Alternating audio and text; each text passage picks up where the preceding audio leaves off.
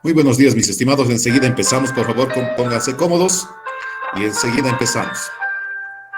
En un minuto empezamos.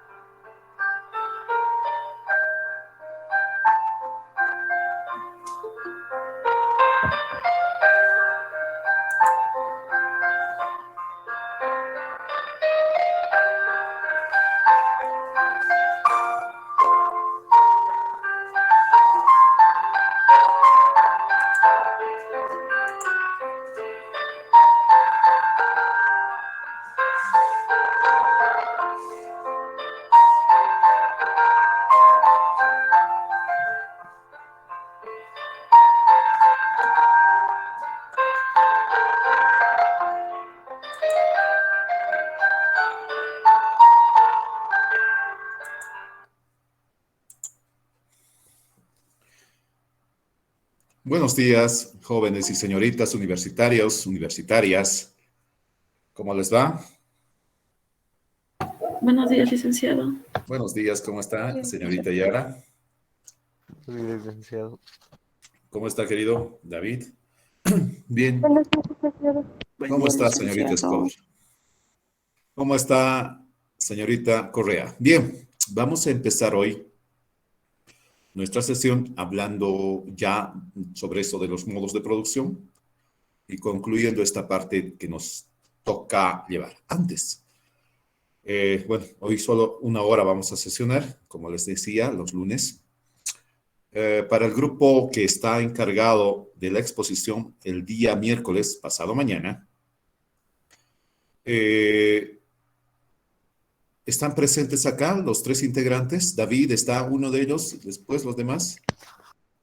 Licenciado Valentina se encuentra, pero bueno, al parecer, bueno, no al parecer, sino ella me comentó que está mal de la garganta y está en el médico, pero de todos modos está atendiendo a la clase. Muy bien, está bien, me parece bien. Bien, por si acaso les comunique a usted, mi estimado David, a los demás integrantes. El día miércoles a las 9 en punto, ustedes me van a mandar la invitación a través del grupo de WhatsApp. ¿Sí? Pueden usar no sé cuál plataforma o cuál medio de contacto, puede ser Meet, puede ser Zoom, Automatic, no sé cuál usarán, para que yo pueda ingresar a la sala. A las 9 en punto ustedes van a monitorear porque a veces cuando solemos enviar nosotros la invitación, no comparte pantalla, que quién sabe algún material quieren compartir, no lo sé. Y ustedes van a tener la disposición de controlar la plataforma. ¿Estamos? Está bien, licenciado, ya les comunico. Muy bien. Entonces uno de ustedes me manda una invitación, nos manda a todos al grupo a las 9 en punto una invitación a fin de que nosotros podamos ingresar. ¿Sí? Yo no voy a compartir ninguna invitación ese día, sino ustedes. Bueno, como ya saben, a través de la plataforma que ustedes quieran disponer. Bien, bueno, Estábamos hablando sobre los modos de producción en la anterior sesión y vamos a culminar con esta parte. Estoy compartiendo imagen, por favor. Espero confirmación. Tal vez se puede observar. ¿Sí? ¿Se observa? Sí, se puede ver, Sí, sí, sí. licenciado. Muy Sí, bien. licenciado. Gracias. Muy amables. Bien, vamos a... Ahí está. Lo amplifico más. Esto de los modos de producción, decíamos que tiene dos elementos importantes, al menos el modo de producción, estructuralmente hablando, no es lo mismo que hablar de forma operativa. El modo de producción operativamente hablando es la forma de vida en que, o la manera en que los seres humanos, mejor dicho, siguen sus medios de vida. En otras palabras, es la preservación de la vida lo que motiva a los seres humanos a realizar distintas actividades económicas. Y en esa actividad económica estamos hablando de la producción y la distribución de medios de producción y medios de consumo. Esto es un modo de producción operativamente hablando. Un modo de producción estructuralmente hablando, porque si es, como les decía anteriormente, este es un bolo, sí, un bolo para dar el examen de grado. Cuando ustedes estén culminando su carrera, está dentro del librito azul esta parte de los conceptos importantes y los modos de producción. Dos temas en uno estamos nosotros tratando ahora. Eh, Operativamente hablando, ya les dije que es un modo de producción. Ahora les voy a hablar en términos estructurales y reitero, ya creo que es la 20ª vez o muchas veces hemos hablado que un modo de producción está estructurado por fuerzas productivas y relaciones de producción, a las cuales el librito azul la denomina conceptos fundamentales. Claro, obviamente, está hablando del modo de producción en sí. Decíamos en la anterior sesión que lo que caracteriza a una sociedad en un tiempo y un espacio determinados no es lo que hace. Y lo interesante es, dice el autor, cómo lo hace, con qué instrumentos lo hace. Es decir, no interesa el fin, sino los medios. Eh, Ahí decía Maquiavelo que el fin justifica los medios. Lo que a Maquiavelo le interesaba era el fin y no los medios. En cambio, el autor dice, no nos interesa tanto el fin, lo que consiguen o lo que logran hacer las sociedades específicas en determinados tiempos y espacios en los cuales tuvieron que desarrollar actividades económicas. Lo que nosotros queremos es ver los medios, cómo lo hicieron y con qué instrumentos lo hicieron. Ahora vamos a ver la otra parte, que son las relaciones de producción. Y estas relaciones de producción, decíamos, uno estructuralmente hablando, estaban constituidas por la propiedad de los medios de producción. Acá está, en este mapa mental, específicamente se centra en la propiedad de los medios de producción, la forma de participación dentro de la producción. Hay algunos que tienen contactos directos con los medios de producción y otros no. Simplemente por hecho de tener propiedad sobre los medios de producción, les da el derecho también al mismo tiempo de adquirir la mayor cantidad de los bienes en el proceso de distribución. Y finalmente la distribución, propiamente dicha, que viene por el efecto mismo de la propiedad, de la producción y la distribución, pero básicamente de la propiedad. Aquellos que están desposeídos de los medios de producción a nivel del orbe, pues se quedarán con una minúscula parte de la producción. Y ahí estábamos hablando de un indicador de producción del PBI local, de cualquier país. Bueno, algunos dicen PBN. Vamos a ver la diferencia en su momento. En ese sentido, estamos hablando de la producción. ¿Qué parte de la producción corresponde a un grupo propietario y les digo, les anticipo la mayor parte, y qué parte de la producción les corresponde a aquellos que no son propietarios. Dice acá la propiedad de los medios de producción, que es la parte neurálgica de las relaciones de producción. Lo que da lugar es a la explotación y al trabajo cooperativo. Bueno, estamos hablando que estas relaciones de producción, operativamente hablando, está puesta constituida de la cooperación y la división. Y en este proceso de cooperación y división, si son modos de producción antagónicos, son modos de producción que están plagados de explotación, a diferencia de los modos de producción no antagónicos. Los modos de producción antagónicos, pasado ya el primer modo de producción, que es la comunidad primitiva, está sucedido por el esclavismo, el feudalismo y el capitalismo, de los cuales enseguida vamos a ver algunas pequeñas características específicas, sobre todo aquella en relación a la ley económica fundamental y a la categoría fundamental de cada modo de producción, porque vamos a abstraernos de la realidad para especificar un modo de producción y caracterizarlo de esa manera.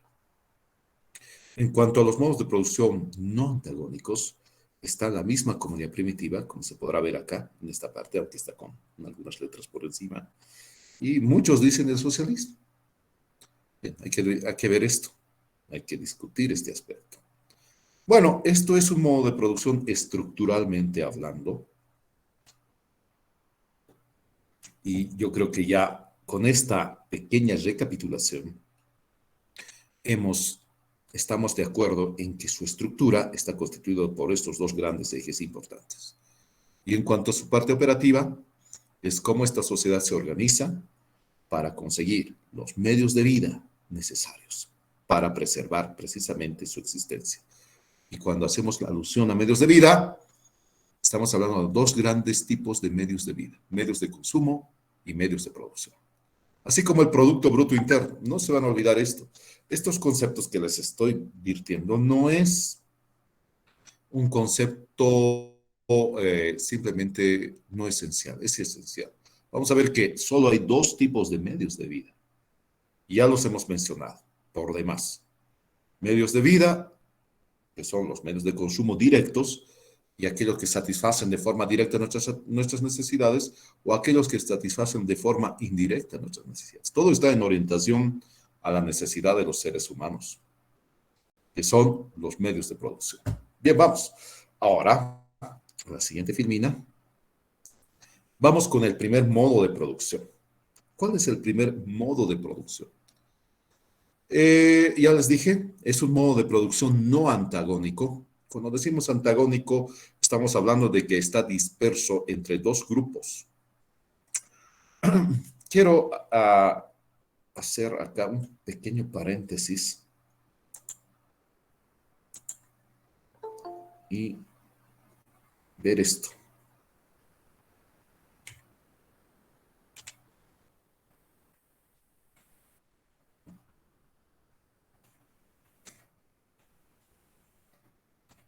Bien, estoy compartiendo una imagen de una filmina. ¿Se puede observar?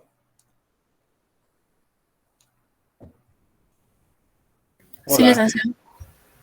Sí, ya, muy bien. Dice la lucha de clases, la filmina. ¿Está bien?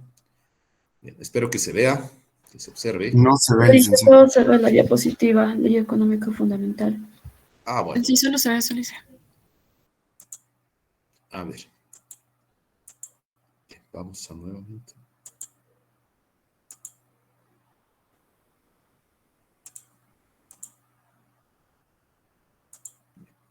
Ahora, ¿se puede observar? Sí, licenciado. Bien.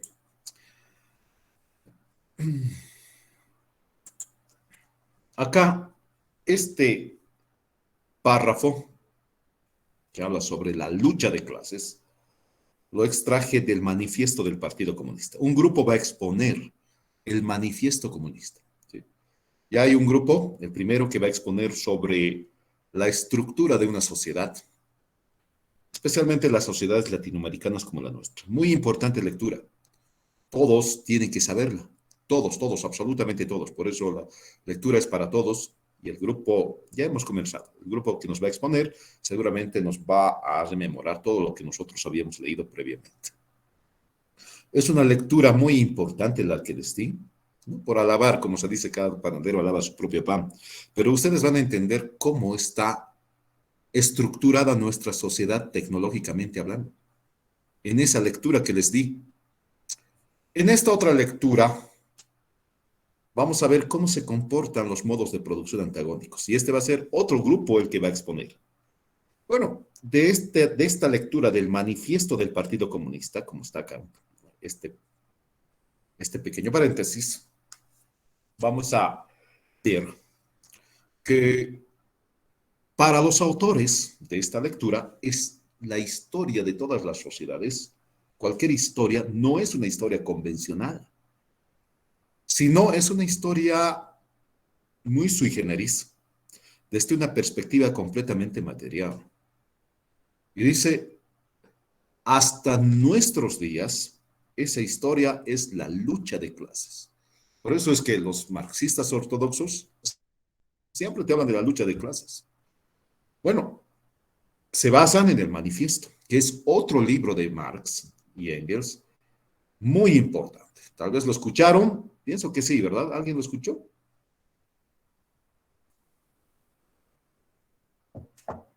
Sí, licenciado, lo leí un poco. Muy bien. ¿En el aula lo están trabajando en alguna asignatura? ¿Nada? Bueno, sería bueno que vayamos leyendo, porque lo vamos a trabajar también. Dice que nuestra historia es una historia de confrontación, de lucha. No es una historia convencional, bueno, en tal época tal cosa, en tal época tal cosa, no, sino que es la lucha de clases lo que prima y en base a la cual había que determinar qué tipo de sociedad nos tocó vivir. Dice, hombres libres y esclavos, patricios y plebeyos, señores y siervos. Miren lo que dice acá. Libres esclavos, dos clases. Patricios y plebeyos, dos clases. Señores y siervos, dos clases. Maestros y oficiales, dos clases. En una palabra, opresores y oprimidos se enfrentaron siempre. Miren, dos clases, opresores y oprimidos, se enfrentaron siempre. Mantuvieron una lucha constante, velada unas veces y otras franca y abierta.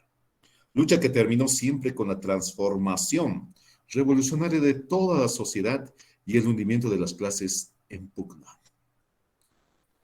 Miren, es decir, que a lo largo de toda nuestra existencia como sociedad, estamos siempre escindidos, dice el autor, en dos grandes clases. Por tanto, para caracterizar la visión que se tiene, es que o somos oprimidos o somos opresores. Punto. Muchos dicen hay una clase media, hay una clase, bueno, etcétera. Eso no hay. Y nadie, al menos conmigo, tiene que hablar de clases medias. Sí. Porque no hay. No hay eso.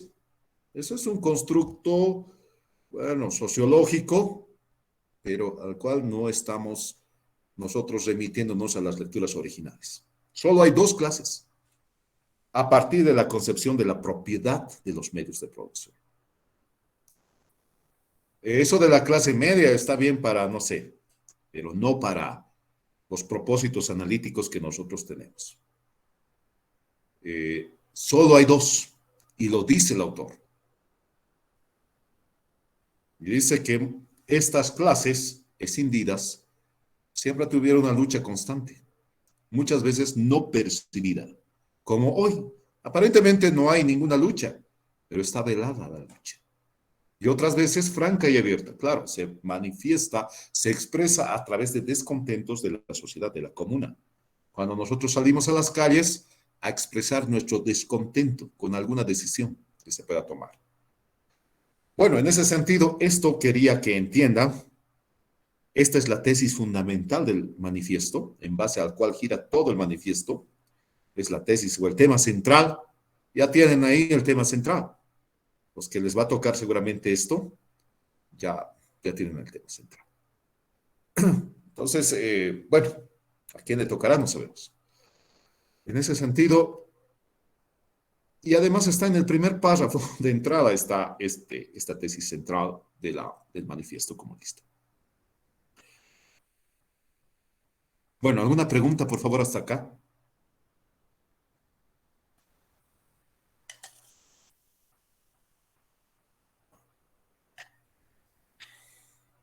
¿Todo claro?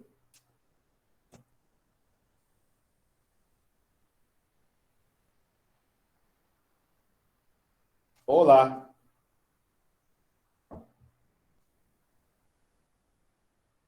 Bueno, estimo que sí. Así que, como les digo, al menos conmigo, soy claro, no hay clase alta, clase media, clase baja. No hay tal.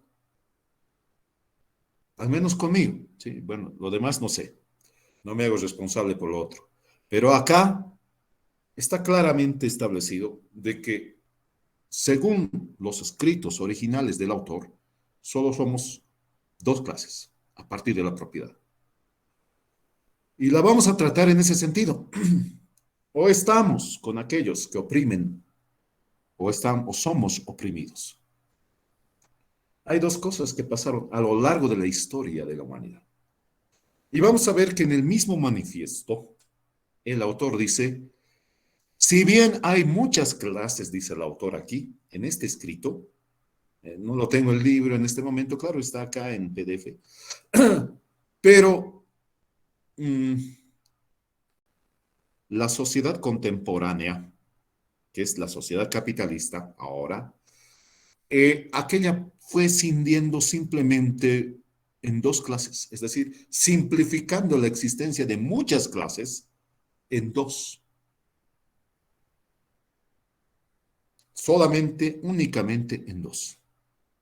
Él dice, hay muchas clases, admite la existencia de que hay muchas, pero si leen detenidamente, en otro párrafo, porque esto es como una estructura bíblica más o menos, tiene un capítulo y ahí tiene varios puntos que van tomando. Se van a dar cuenta cuando lean este documento.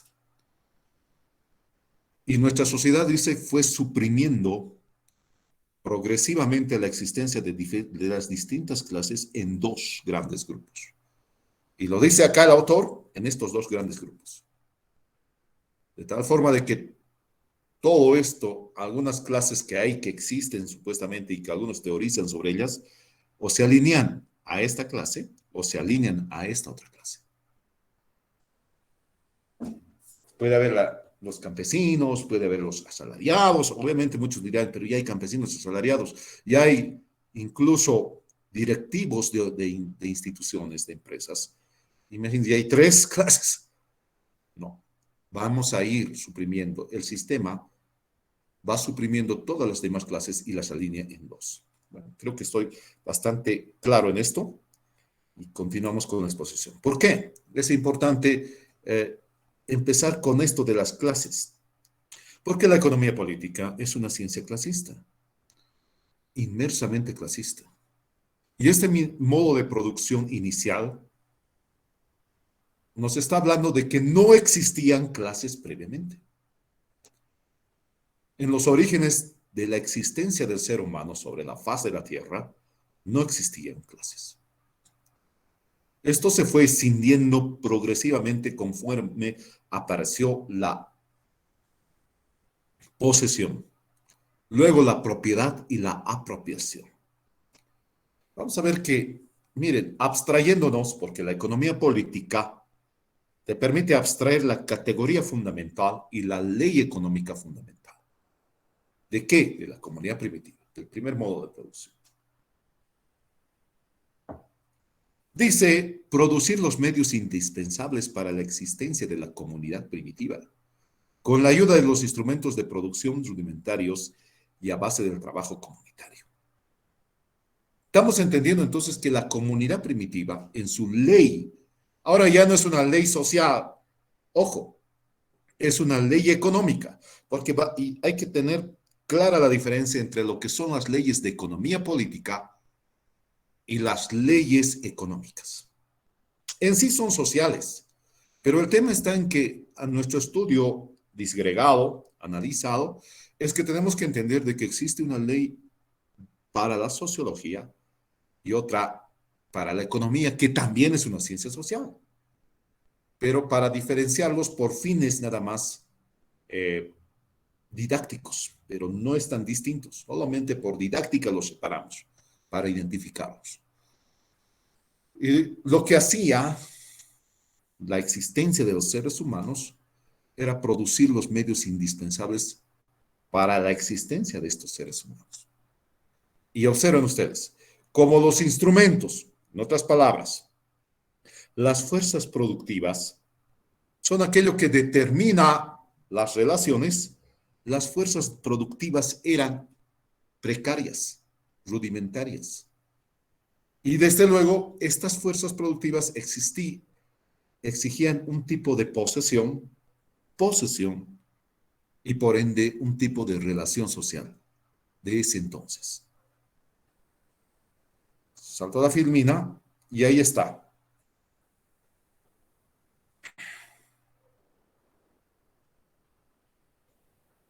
Miren, la comunidad primitiva se basaba en el trabajo. Esto era lo más importante.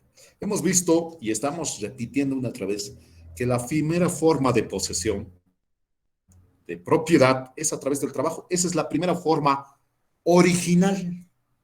Lo dice Smith, lo dijeron muchos autores importantes. No solo Smith. Ya va esto desde la filosofía misma, pero Smith fue muy sistemático en plantearnos esto. El trabajo fue importante porque ya les decía también, les compartía, que permite formar al ser humano. No solo dos elementos hace el trabajo, la posesión y la formación del ser humano. Vamos a recalcar esto. Filosóficamente, el trabajo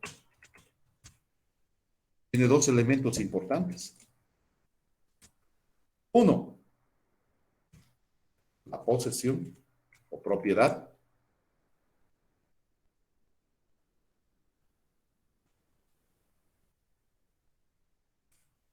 Para no confundirles esto, vamos a quitar esto. Y te apropias por medio del trabajo. Y lo otro es la formación o transformación del ser humano, como lo dice el autor. Dos elementos importantes. Ya. Estos son los beneficios del trabajo. ¿De dónde lo sacamos? Pues lo hemos extraído esto del manifiesto comunista, perdón, del texto del Capital, pero está más explícito esto hay un texto pequeño, vamos a leerlo.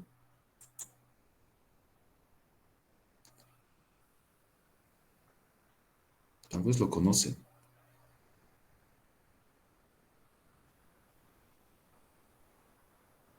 Este texto de ahí.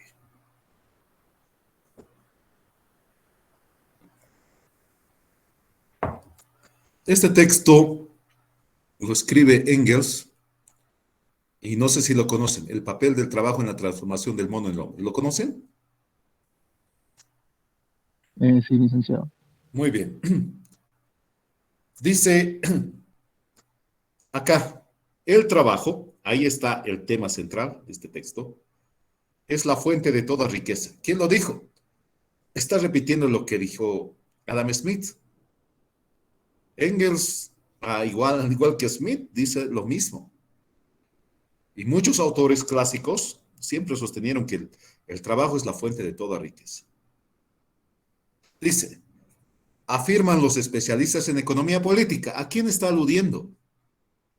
A Adam Smith, ¿verdad? Porque Adam Smith dice claramente esto. Y él dice, afirman los especialistas en economía política. Está entonces debatiendo con Adam Smith. Lo es, dice, en efecto, a la par que la naturaleza, proveedora de los materiales que él convierte en riqueza. Claro, el trabajo te permite convertir todos aquellos materiales en riqueza. Pero dice acá, esto es lo que quiero que se entienda. Si bien es fuente de riqueza, que si bien sin el trabajo no es posible obtener riqueza, porque el trabajo es la fuente de toda riqueza, dice, el trabajo es muchísimo más que eso. O sea que simplemente la consecución de producción y de bienes de consumo y medios de producción es mucho más que ello. Es la condición básica y fundamental de toda la vida humana. Es decir, sin el trabajo, dice el autor, no puede haber vida humana, vida sobre la faz de la tierra. No, no habría vida. El trabajo constituye la vida. Es un determinante de la vida. Y dice, y lo es en tal grado que hasta cierto punto debemos decir que el trabajo ha creado al propio hombre. Y eso es lo que hemos venido insistiendo siempre. Por eso la economía política nos orienta al origen mismo, a la fuente misma de la riqueza. Y como decía Adam Smith, una investigación a causa del origen y la fuente de la riqueza. O sea, la riqueza de las naciones se llama el texto de Adam Smith. Y dice que el trabajo es mucho más que eso, sino también es condición de vida. Ojo, una cosa es condición de riqueza y otra cosa es condición de vida, que es mucho más que riqueza. Preservar la vida, el autor dice vida humana, yo me referiría más a la vida en general. Aquí ya no estoy de acuerdo con él porque solamente se retrata a lo humano. Yo estoy de acuerdo que el trabajo también es preservador de vida en general, desde las plantas, los animales hasta el ser humano. Entonces, en el trabajo organizado de forma sistemática en la comunidad primitiva, permitió solamente preservar la vida. Y hablar de vida ya es hablar de una cuestión netamente ética. Por eso estamos hablando de eticidad dentro del comportamiento económico. Por tanto, hay que entender que el trabajo es una primera condición ética de juzgar la actividad económica. Ahora, este trabajo puede ser devastador para la vida, toda vez que se hace con fines desarrollistas, como lo dicen las teorías económicas convencionales, desarrollar para crecer económicamente sin importar la vida. Entonces el trabajo es un boomerang acá. Puede ser contraproducente para la propia vida humana. Y en la comunidad primitiva lo que se establecía era la preservación de la vida. Y eso podemos ver hoy en los comportamientos socioeconómicos de las comunidades originarias. En el área rural nuestra, por ejemplo, ya sea en los departamentos de La Paz, Cochabamba y Santa Cruz. Tiene un manejo sistemático de sostenibilidad a largo plazo de la biodiversidad en cuanto al desarrollo de las actividades laborales. Por eso estamos hablando de la preservación de la vida. Y el trabajo también puede ser, como les digo, insisto en esto, es que puede ser contraproducente para la vida. Bien, y miren, lo interesante es que el trabajo crea al propio ser humano. Claro, lo transforma. Dice el autor, dice Marx, que hay un intercambio de energías, y eso ya lo hemos leído claramente entre el ser humano y la naturaleza. Y este intercambio de energías permitió, o de intercambio de materias, permitió transformar al propio ser humano, dice Engels, de un mono en hombre. Bueno, preguntas hasta acá. Yo creo que está bastante claro esto, ¿verdad?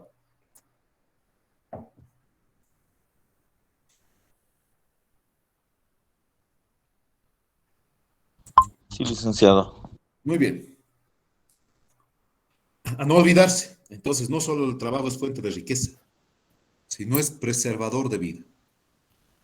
Y éticamente tendría que ser concebido de esa forma.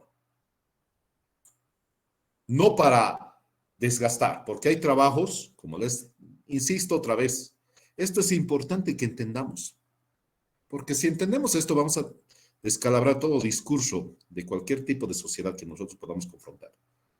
El trabajo también puede ser devastador para la sociedad, para la vida, cuando se le hace con otra orientación. El tema está con qué fin se desarrolla el trabajo. Si es para la satisfacción de necesidades, obviamente que el trabajo va a preservar la vida. Pero si no es esto, si tiene otros fines, y vamos a ver que el capital dispone del trabajo para otros fines, el trabajo desgasta la vida y la amenaza, la asedia. Bien. Bueno, sigamos. La comunidad primitiva, característicamente, tenía propiedad común de los medios de producción. Los medios de vida, que son los medios de producción y los medios de consumo, eran de la comunidad. Estaban en propiedad de la comunidad. Primera forma categórica de análisis es que estos medios entonces extinguía la propiedad. Si había propiedad, era una propiedad común. Y más que propiedad, era una posesión. No era tan disgregante como para asediar la existencia de la comunidad primitiva en clases, sino era una propiedad comunal que no permitía la existencia de clases. Todavía, aún, sino que era común. Ahora, la división natural del trabajo. La división natural del trabajo, entonces, estaba basada específicamente en la propiedad común de los medios de producción, pero la división natural consistía en que las sociedades, esta sociedad específicamente, se dividía por, como decíamos en alguna oportunidad, por sexo y por edad. Cierta labor para los hombres, cierta labor para las mujeres, cierta labor para los niños, cierta labor para los jóvenes, no sé. Estamos hablando de una división natural del trabajo. No era todavía una división social, sino que el cumplimiento funcional de las labores estaban de acuerdo a género y edad. Algo sencillo. Entonces, estamos hablando de los rudimentos de una primera formación social dentro de nuestra historia. Luego, esta división dio origen a lo que se llama la primera división social del trabajo. Aquí sí estaba cargado de propiedad, en cierto modo, privada.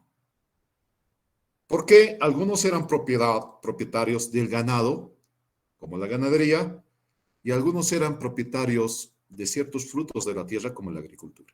Entonces, la primera división social del trabajo se gesta entre la agricultura y la ganadería.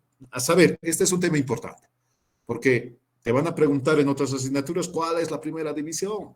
Ahí está, agricultura versus ganadería. Ya existía, estaba cargado de propiedad privada. No era propiedad comunal, como al principio. Tampoco era división natural. ¿Existía división natural en esta forma de división social? Claro que sí, todavía la división natural hoy existe y seguirá existiendo, porque es una institución humana. Mientras exista seres humanos, la división natural va a seguir existiendo, por más comunidad primitiva que fuese, o comunidad avanzada que fuese. Y la división social del trabajo también.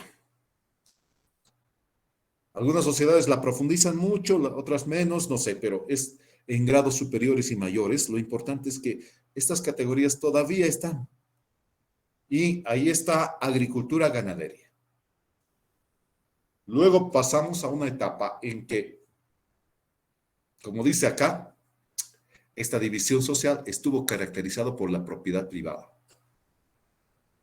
de los ganados, que eran para muchos en la ganadería medios de producción o instrumentos de trabajo. Finalmente, la división del trabajo, lo interesante es que la división del trabajo propicia una primera forma de intercambio. Y es la forma más precaria de intercambio que todavía en ciertas comunidades, incluso en nuestro país, existe, que es el trueque. Es la base del intercambio mercantil que hoy tenemos nosotros. Ya es un intercambio monetario más avanzado, qué sé yo, pero tiene su rudimento en esto, que era el trueque, que se hacía a través de, bueno, formas de medición del valor de los bienes por el trabajo que se invertía en ellos. Por tanto, es importante entender que en la comunidad primitiva se dio la primera división social del trabajo. Había ausencia de la propiedad privada al principio, luego empieza a surgir la propiedad privada y con esto, esta división social del trabajo, conjuntamente la propiedad privada, da origen al trueque. No sé si se están dando cuenta cómo está enlazado todo esto. Pero esto hay que entender. Tal vez parece para muchos muy lógico, pero nos va a empezar a entender cómo fue los rudimentos del intercambio y cómo es que hemos llegado a este tipo de intercambio monetario. Incluso estamos hablando de un intercambio a través del crédito, como hoy se lo desarrolla. Miren, en la etapa final de la comunidad primitiva, ya en la etapa ulterior, se da la segunda división social del trabajo. Y estaba caracterizado por el surgimiento de la artesanía, de la elaboración de utensilios. Alguna parte de la sociedad se especializó en la elaboración de medios de producción, de medios de consumo, pero son básicamente de tipo artesanal. Entonces, las dos grandes iniciales divisiones del trabajo se dieron en la comunidad primitiva. Estuvieron precedidas ambos por la división natural del trabajo. Y esto hace que posteriormente, miren, como surge la propiedad, empieza a escindirse esta sociedad y va a surgir la esclavitud, porque la propiedad va a propulsar la existencia del Estado. Y vamos a tener que hablar ya de supraestructura ahora. Y no vamos a hablar ya de modo de producción, sino vamos a hablar de formación económico-social. A partir de este momento que la propiedad juega un rol importante dentro del hundimiento y del decaimiento de la comunidad primitiva, va a surgir el tema de la esclavitud. Bueno, preguntas hasta acá, por favor.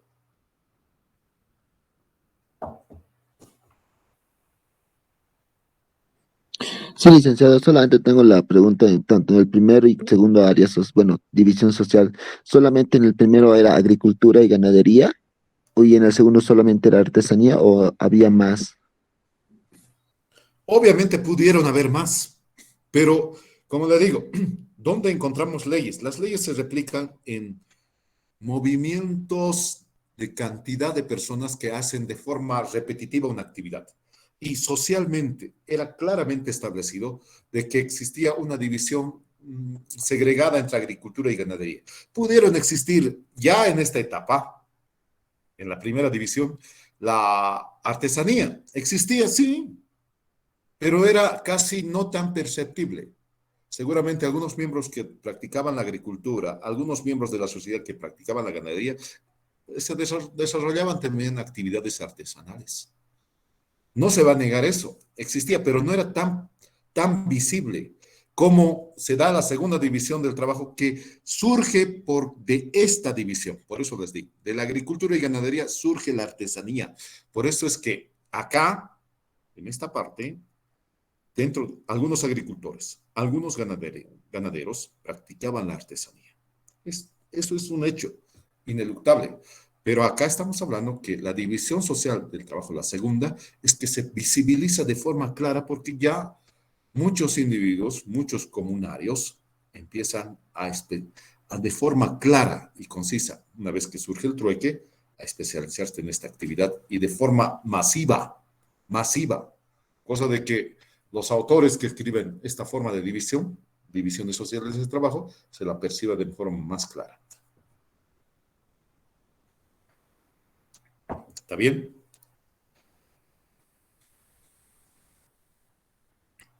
Hola. Sí, licenciado, gracias. Muy bien. Otra pregunta, por favor. Vamos con esto de la comunidad primitiva. Licenciado, no sé si lo estoy confundiendo. O bueno, ¿en qué contexto estamos hablando de que la primera división social del trabajo era esa, la de ganadería y agricultura? Porque si no me equivoco, en ese texto de Frederick Engels, de papel de trabajo, nos dicen, ¿no? Que, bueno, empieza con lo que es el trabajo y todo eso, pero en el transcurso que vas leyendo, como que te dice que el humano, o bueno, el ser humano, en vez ya, bueno, al saber que al ir a buscar sus alimentos, al ir a cazar, empezaban a morir algunos, entonces se decidieron como que a plantar, a volverse sedentarios. ¿Y qué hacían? Plantaban sus alimentos y como que hacían reproducir a la ganadería en un solo lugar, digamos. Y ahí es donde yo puedo entender que nace la primera división social de trabajo. ¿O estoy mal? Así es, está bien. Es decir, de principio, como hablamos en este contexto, estamos hablando de la propiedad común de los medios de producción. Pero esta división natural del trabajo fue después de esta propiedad común de los medios de producción. Pero la primera división es que habían seres humanos que al multiplicarse, y eso también obviamente está en este texto, ¿no? Importante que hemos leído, hemos tocado el primer párrafo, al multiplicarse sobre la tierra, obviamente ya se estrechaba algunos espacios y desde luego que ya no podían obtener sus alimentos de forma abundante como lo hacían de principio. Es decir, al principio el trabajo que realizaban estos seres humanos, estos seres o estos homínidos, como dice Engels, era muy precario. Lo cogían, eso nomás era el trabajo de la naturaleza. Tenían raíces, pero posteriormente tuvieron que plantarlo, como dice. Y ahí surge, se sedentariza de un ser humano nómada, se sedentariza paulatinamente andando el tiempo. Y de esa forma, la sedentarización permitió el desarrollo inicialmente de la agricultura y la ganadería de forma simultánea. Pero hubo seres humanos dentro de este proceso de sedentarización que se especializaron más en la ganadería. Y de esa forma, paulatinamente, progresivamente, andando el tiempo, se fue separando, se fue disgregando de la agricultura la ganadería.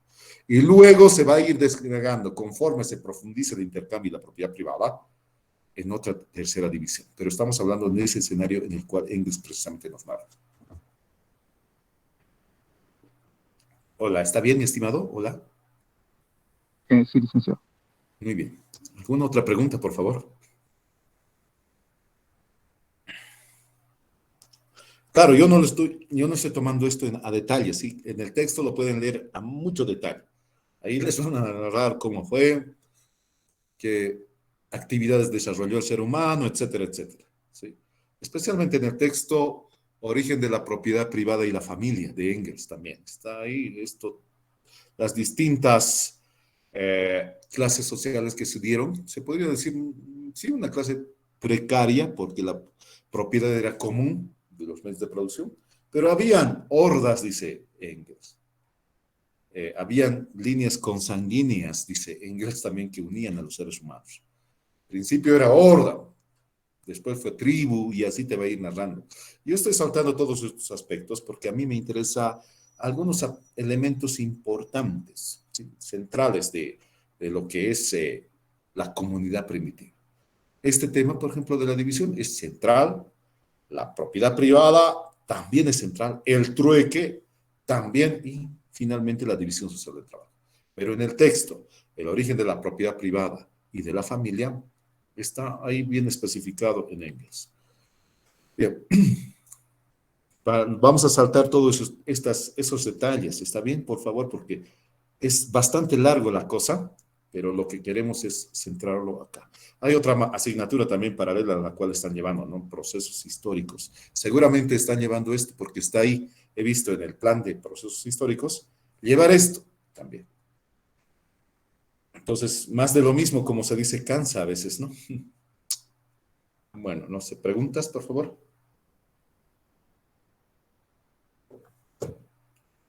Bien, solo tenemos 2 minutos y si no hay preguntas, vamos a empezar a cortar contacto y luego para vernos en la exposición. El día miércoles, cuando concluya el grupo, pasamos a la etapa a la fase de las preguntas y luego vamos a continuar con el avance un poco Estimo que así va a ser. Bueno, de esta forma vamos a desarrollarlo. Licenciado, Sí, buenos me días. escucho. Una pregunta le quisiera hacer, perdone. De los grupos, ¿qué tema podemos elegir? No, yo les voy a asignar el tema. Es decir, va a ser sorpresivo. Si no puedo decir, a ver, ¿quién quiere exponer este tema? Yo simplemente la cosa es así. A ver, es como una caja de Pandora, interesante. Ah, como les digo, el día miércoles vamos a ceder a un grupo, ahora mismo, si no, para el próximo miércoles. A ver, ¿quién quiere exponer? ¿Qué grupo quiere exponer para el próximo miércoles? Y el tema va a ser el que les voy a subir yo. Ya tiene que estar resumiendo. Entonces, no voy a decir, a ver, tal libro es o tal tema es, no.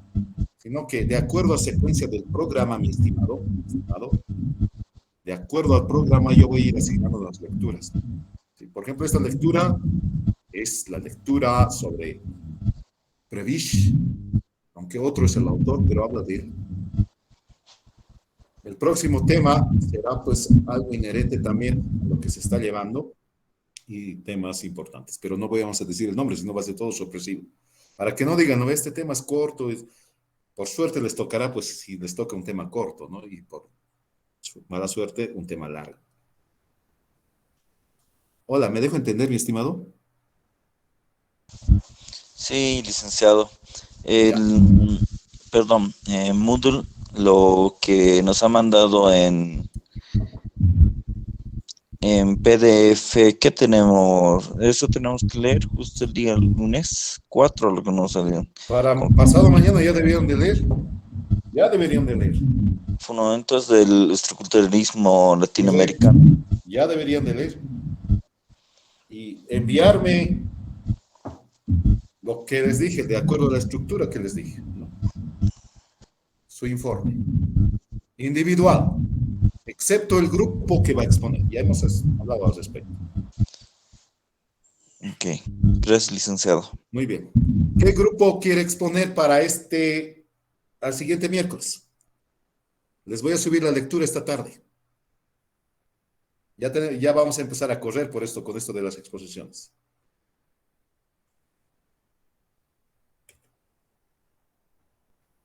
Hola.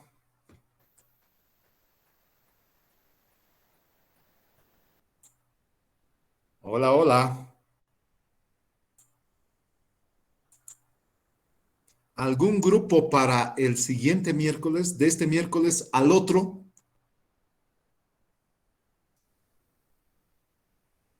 Al subsiguiente miércoles estoy hablando, no pasado mañana.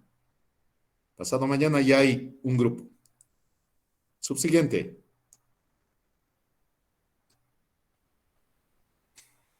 Hola. Licenciado, yo Licenciado, seguí. Sí. Pablo, con usted. licenciado, si se hace al sorteo, un sorteo que que usted elija, digamos, como un sorteo. Sí, sí, sí, no hay problema. Eso ya pensaba hacer. Si no hay un grupo voluntario, pues vamos a tener que sortear. Tenemos 12 grupos. A ver,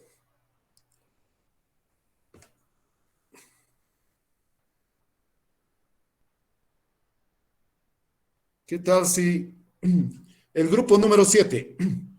Listo. ¿Quién es el grupo número 7? ¿Quiénes son? Vamos a leer. Acá.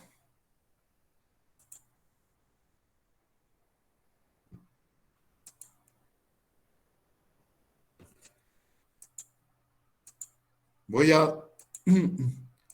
Sin ver, miren, sin ver he dicho el grupo número 7. Bueno, no sé quiénes serán. Vamos a ver. Enseguida, al grupo número 7.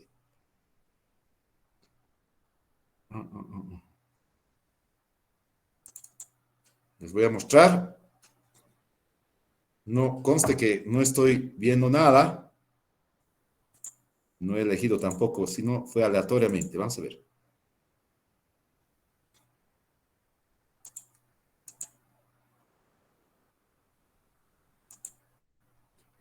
Ahí está. Espero que se pueda observar. Estoy abriendo recién el Excel.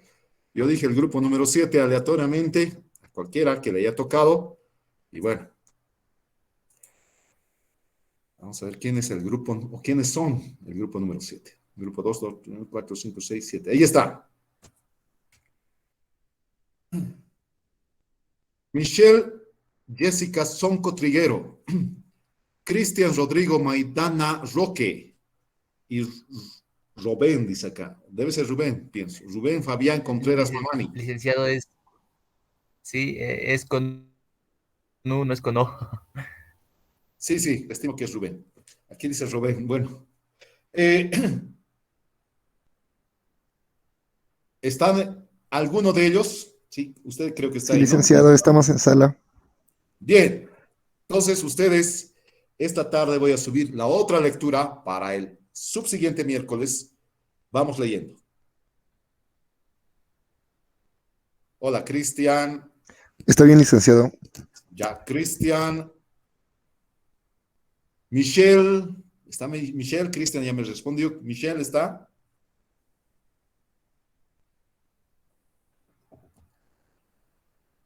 Rubén Fabián, ¿está?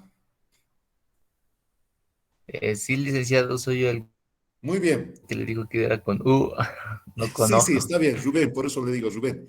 Está, ¿verdad? Entonces, Cristian y Rubén, seguramente Michelle, estimo que está acá, exponen para de este miércoles al subsiguiente. Hola. Está bien, licenciado. Muy bien, estén De atentos acuerdo, Lick. entonces a Moodle. Voy a subir la otra lectura para vernos la subsiguiente. Bien, que tengan un buen resto de jornada y con la primera exposición para el día miércoles. Ya saben la modalidad de entrega de los trabajos para la subsiguiente. También Cristian, todos esos bajo la misma modalidad. Ustedes no van a hacer el resumen, ya expliqué bastante esto, sino todos los demás. ¿Sí? Bien, que les vaya bien. Hasta luego, licenciado. Hasta luego. Hasta luego. Que les vaya bien. Hasta luego, Lick. Hasta luego, señorita.